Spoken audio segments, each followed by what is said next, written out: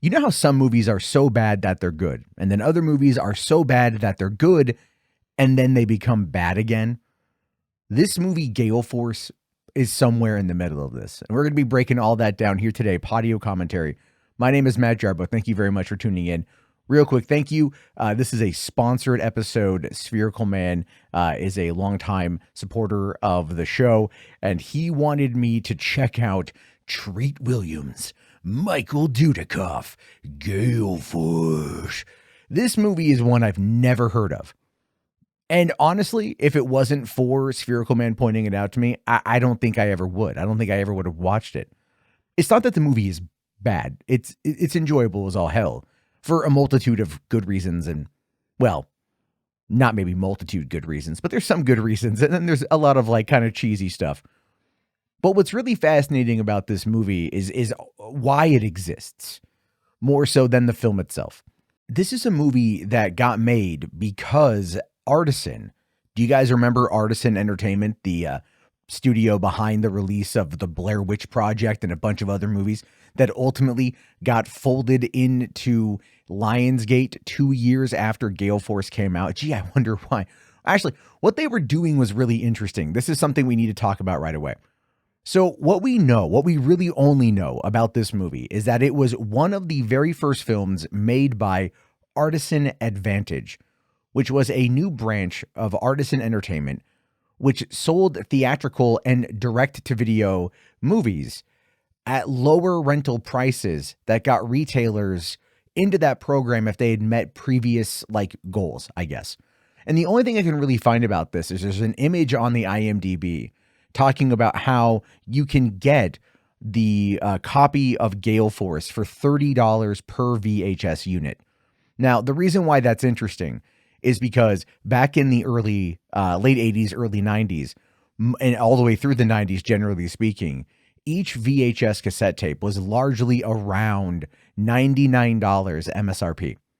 So when Blockbuster bought them, Hollywood Video bought them, your mom and pop shop bought them, that's roughly about how much they would spend. And so when these rental stores, had their budgets, they probably thought, hey, Artisan's thinking, if we have this Advantage program where we can have these low budget direct to video movies that will probably do well in the home video market, we can then sell them to these retailers for $30. And they'll end up buying more of them because these are going to be ones they're going to flood their stores with because they're cheaper. Meaning if they flood the store with more copies, more people are likely to rent them, and therefore they'll end up making more money. I mean, I could be entirely wrong with that presumption, but I feel like I'm pretty accurate on that one, all things considered. Obviously, it didn't work out very well because, 2 years later, Artisan Entertainment was no more, folded into Lionsgate, as I said. And that's tragic, to be fair. It really is tragic. It's almost like a movie studio of a bygone era where things were actually able to be made because the home video market was so strong, was so secure. And now with streaming and the theatrical window completely shrinking and PVOD being much easier these days, quicker these days, we can see why some of these movies just would get lost to time, or movies nowadays would just never get made.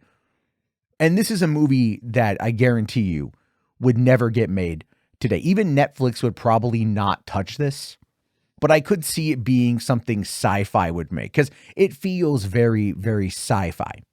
And it's very cheap. I think we need to be honest about that. But the reason why it's cheap, and here's why it's fascinating, and here's why it's amazing. The guy who directed the movie, James Andrews, I believe is the name, or Jim Andrews is the name that's credited on the movie, but that's not the guy. It's a surname. It's a pen name. It's really directed by a guy named Jim Wynorski. Now, Jim here has been around for a long time. This man has directed over 150 feature films. 150 feature films. I want to let you know what he has done under the name of J. Andrews. I just want to make sure I get that right. As well as Arch Stanton, H.R. Blueberry, Tom Papadopoulos, and Noble Henry. He has directed a lot of movies under a lot of pseudonyms. Also, he's directed a fair amount of erotica, oftentimes adult spoof movies like a Cloverfield parody called Cleavage Field, or the Bear Wench Project, or the Paraknockers Activity parodies. Also, my personal favorite, the one that I saw tonight while I was looking up this movie, was The Hills Have Thighs. This guy, if anything, could be compared to very much like a Roger Corman-esque low-budget schlock filmmaker. But the reason why he keeps getting work is because his movies sell. They're done probably very cheap. They are done very much with a low budget. And they probably do relatively well in foreign and international markets, or sold in bulk deals to cable networks that need something to run at 2 a.m, because that's the kind of place you would find Gale Force. You know, Jim here is still active, I believe. I think he's still making movies. Maybe I'm wrong. Let me just quickly double check here. Sorry, his last movie. Oh, I'm wrong. He hasn't worked now in approximately 6 years. His last movie was one called Cobra Gator. Classic, definitely a classic. But he's done a lot, like Scared Topless, Shark Babes, Water Wards, Sexually Bugged, Sexapede, Hypnotica, Pleasure Spa, Sexy Wives Syndrome, Busty Cops Go Hawaiian, Camel Spiders. I just, you gotta love it. You gotta love that a guy like this has absolutely found his niche in just making bad movies, a lot of which for the like Sci-Fi Channel. And the thing is, though, is that this guy actually is like is a student, if you will, a mentee of Roger Corman. In fact, actually, I think it's Ann Corman, Roger's wife, is who brought him on originally. Sorry, Julie Corman. Chopping Mall was also directed by Jim Wynorski, and that's an old classic. And that was made for Julie Corman, which Wynorski produced and co-wrote. And then because she showed it to Roger Corman and Roger Corman liked it, he was then hired to make Deathstalker 2 and then Big Bad Mama 2 with Angie Dickinson, by the way.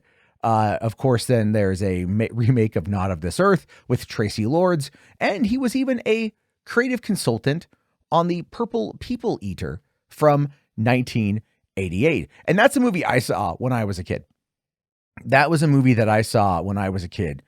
And, but the one I think he did that probably impacted me the most is he did The Return of Swamp Thing. And that's the one that I have seen of his movies the most. I have watched Return of the Swamp Thing a lot of times. I'll tell you this. I've never seen the first Swamp Thing movie.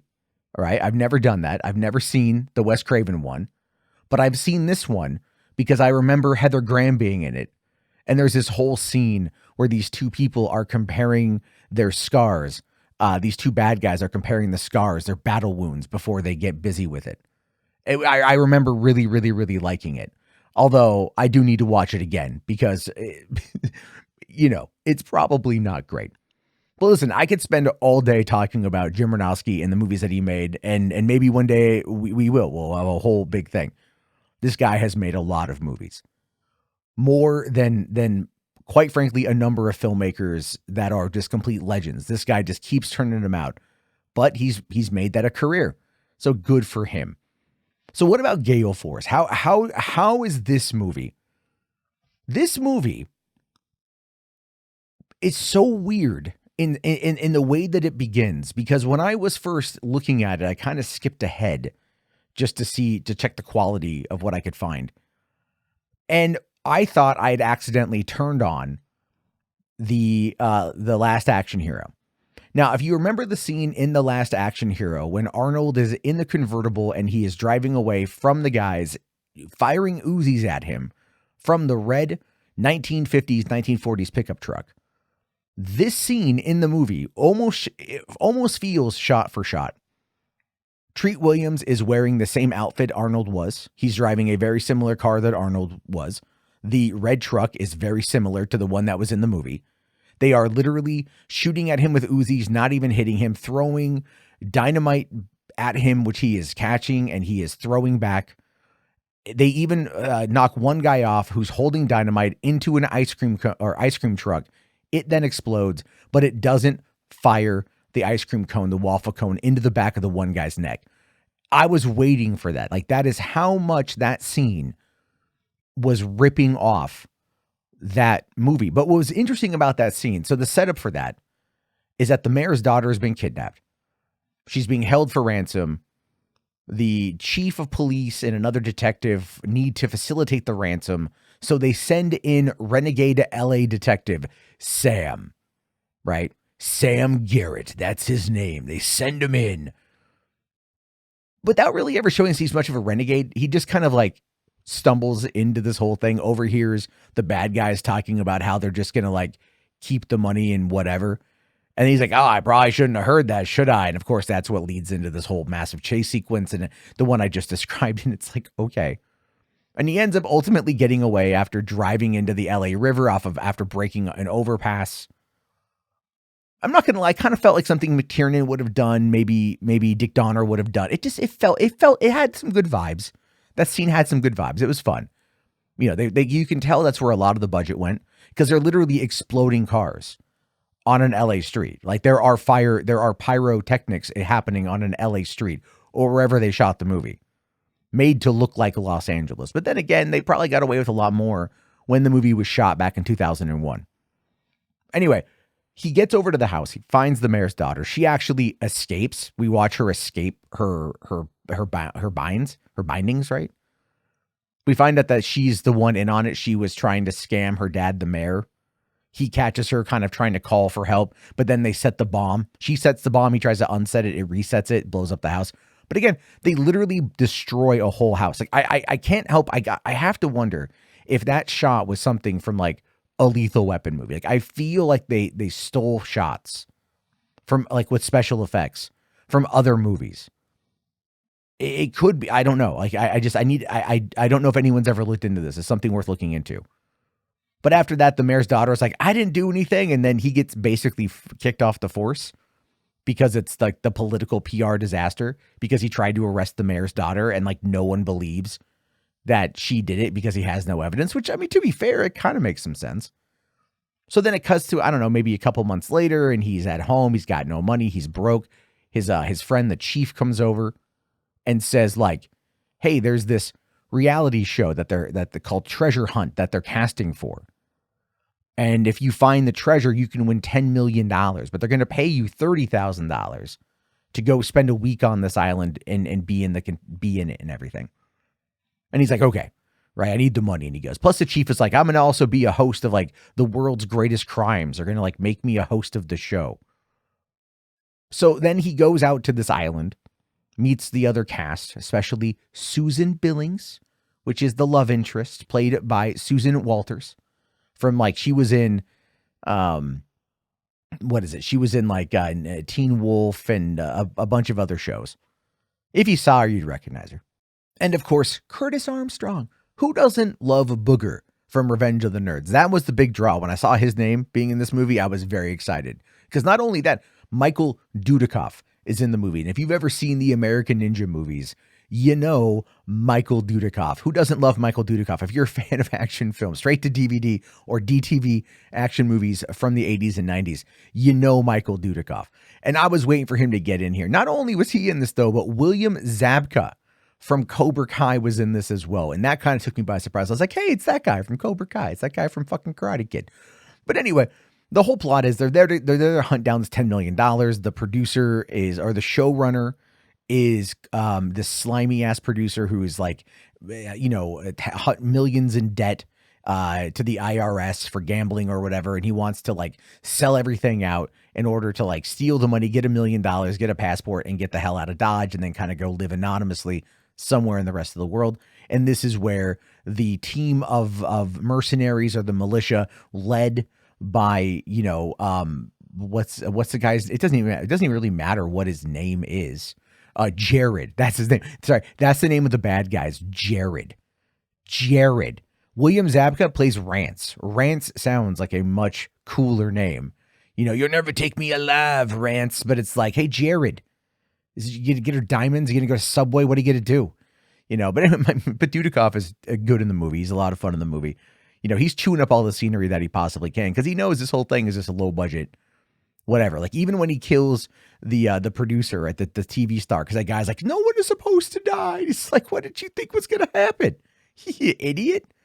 So then they kill him. Of course they kill him. Then they take the 10 million and try to get off the island as this massive hurricane is getting ready to descend on the island. And then you go to the B plot, and the B plot cuts back over to like on another island. There is the network.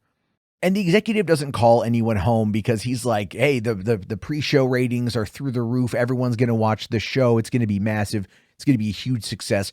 We're going to make a lot of money. Like, the guy who's like the host of everything comes across very much like the guy who runs Survivor. You know, that guy, right? Whoever, I forget the guy's name right now, whoever runs Survivor. And they made him out to be this total like spineless douche, which again, kind of makes you feel about the guy who runs Survivor. But that executive's like, no, we're not going to get anyone out. And they're like, the meteorologist guy is all like, but you don't understand. That island won't be there when this is over. You see that little blip at the end there? That could be a tidal wave or a tsunami. And that could even hit us, you know? And they're like, oh my God. And we have to like, it's just like, it's so dramatic. It's so over the top because they kind of cut back and forth between this. There's even a shot somewhere in the movie, like it just like between, I think it's like between Act 2 and Act 3, where it's this at least like minute long sequence of shots of a bunch of military guys, like Coast Guard guys getting into a helicopter and then like them departing the one of the a battleship, a USS something or another, like was it the Nimitz or whatever it was? It's no bearing on the rest of the movie. Unless you get to the very end in regards to like people being rescued, and it's just kind of like establishing that that's the case. But largely it's just there as a transition, as a way to pad the time. It was weird. It was really out of everything it could have been. It was just like, is this an advert for the U.S. military? Because remember, in order to use the U.S. military in any of these movies, they have to be shown in a positive light. If you show them in a positive light, they're happy, they work with you, and they'll give you what you want. So that's basically what it was here. It's like, we have people stranded. We need the military. All right, fine. Shoot a recruitment commercial. Make them look badass. And then just throw it in the movie randomly. Okay, that's fine. That's cool. That's great. Let's do it. It's awesome. So as the people are trying to get away and the mercenaries are coming on up, they decide to like nuke the village. And when I say nuke the village, like where everyone is staying, they've got a grenade launcher and like a rocket launcher, right? Like a law. I think that might be what it's called. And they literally are like napalming this village. Like there's explosions, stuff burning, blowing up from just these basic explosion. You're not going to get that out of this stuff. Like it's so over the top. It's not even funny. But then the mercs think everybody is dead. So they start heading for the helicopter while the contestants are heading for the helicopter. And they ultimately kind of realize that they need to start fighting each other. So like Sam and the old army guy, like circle back and literally take out 4 of the militia. And then then the bad guys end up like grabbing everybody else and then like kill Curtis Armstrong. They just murk him. Right. I'm like, really? You kill Booger? You killed a very important penis. It's Curtis freaking Armstrong, man. You give him a bit more of a better death than that. Speaking of people who probably deserved better deaths, but ended up getting ones that were still wildly crazy, you have the security guard and the one other like nameless woman who is there, who you know is cannon fodder, but ultimately her entire point is to die. What was hysterical was that he was kind of like trying to be a badass in the beginning of the movie. He's like, I've seen some stuff. I carry a gun. You know, there's an armed robbery with what I do. And like a couple of my guys didn't make it. So I said I would never again get taken advantage of or lose or whatever it is. Right. And other than that, he'd kind of been a bit of a punk ass the entire movie. And so like at this one moment, the girl like falls by a tree and you hear like thunder and lightning coming by. And then he like rushes back to get her. And as he does that, lightning strikes them both at the same time, like hits the tree, which then cooks both of them at the same time. And I'm like, there you go. Now you've just eliminated a solid quarter of your cast that you need to get rid of before we get to the final battle. But what's really funny about this was like, you have the one contestant and she's like, I don't want to, like, I'm not going to die here. So she's like, takes a bag of money and she runs up after Jared, and she's like, here's the money, let's get out of here. And he's like, oh, okay, yeah, okay. And then immediately he goes like, well, I could use a hostage. It's like he's caught off guard. And then immediately like, oh yeah, I can bring you with me, you know. And then they get on the helicopter and they force the pilot to take off. And then you're like, look, they aren't going to survive. And then as they're flying away, they get hit by a giant ass tsunami, right? But not before the giant tsunami also hits the network building, right? So like they know that they're stuck, the people inside there. This is the dramatic, the human sacrifice part. They're like, let's just do one thing right with our lives and make sure that we send out this warning. And then it's they do one 30-second broadcast and they cut the feed and like, okay, we've done enough. We've warned the island that this impending tsunami is coming and we don't have to worry about it anymore. But okay, let's brace for impact. And then it's assumed that they die. It doesn't actually say that they die. They had no bearing on the rest of the story. But it's assumed that they got crushed because the helicopter got killed as well.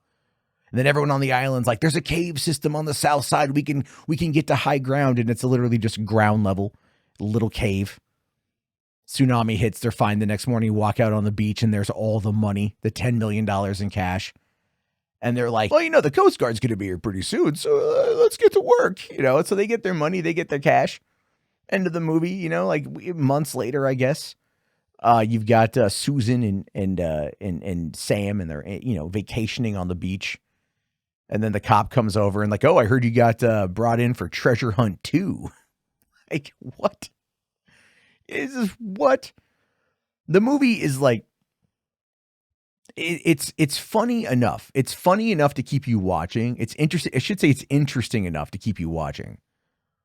It didn't really do very well, like obviously with the critics, but it did get nominated for 4 nominations at the 2003 DVD Exclusive Awards for Best Live Action DVD Premiere Movie, Best Actor for Treat Williams, Best Director for Jim Wynorski, and Best Visual Effects. It won, not nominations. I have no idea if it won.